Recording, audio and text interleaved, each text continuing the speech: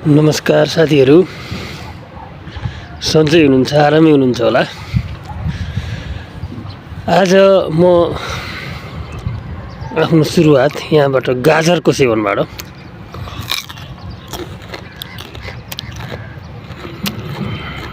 गर्दैछु। उसरी एउटा गाजर करम करम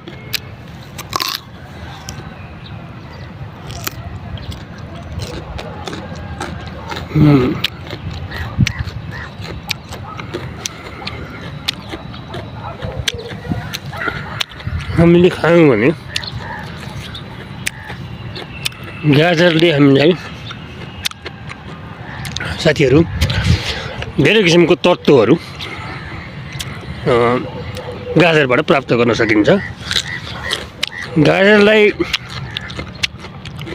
सिधै गाजर सलाद बनाएर पनि खान सकिने भयो, गाजरको जुस बनाएर पनि खान सकिने भयो साथीहरू।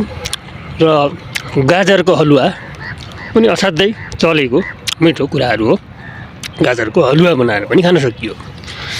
र गाजरमा अत्यधिक रूपमा भिटामिन ए पाइने भएको हुनाले यो आँखाको लागि अति लाभदायक छ। गाजर भिटामिन सी को मात्रा पनि गाजरमा प्राप्त हुने भएको हुनाले हार्ट अट्याक हुने अथवा मुटु रोगीलाई पनि अत्यधिक राम्रो हुने हुन्छ साथीहरू। र यसले त्वचालाई साथै हाम्रो रोग प्रतिरोधात्मक क्षमता बढाउन पनि अत्यधिक सहयोग गाजरबाट, गाजरको जुस, गाजरको हलुवाई, गाजर सेवनले हामीलाई अत्यधिक फाइदा पुर्याउँछ साथीहरू।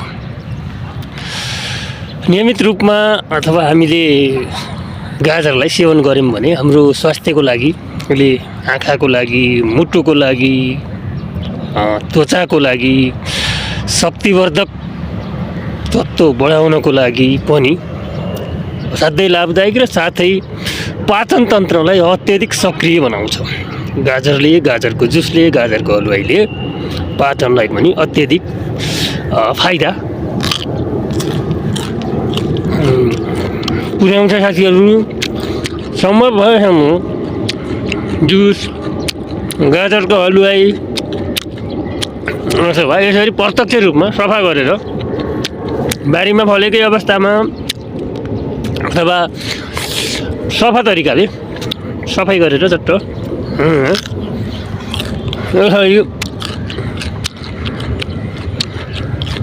गाजरलाई सम्म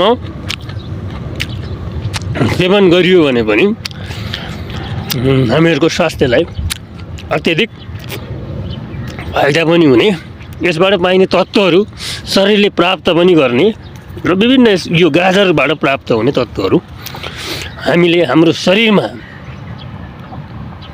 इन्ट्री गराउन सकिने हुनाले सहजै तरिकाले प्राप्त हुने सिजनमा, प्राप्त हुने ठाउँमा हामीले यसलाई सेवन गऱ्यौँ भने यसको महत्त्व, यसको फाइदा अत्यधिक छ साथीहरू। त्यसैले हामीहरू सेवन गरौँ र स्वस्थ रहौँ भन्ने मेरो भनाइहरू तपाईँ सम्मुख राख्दै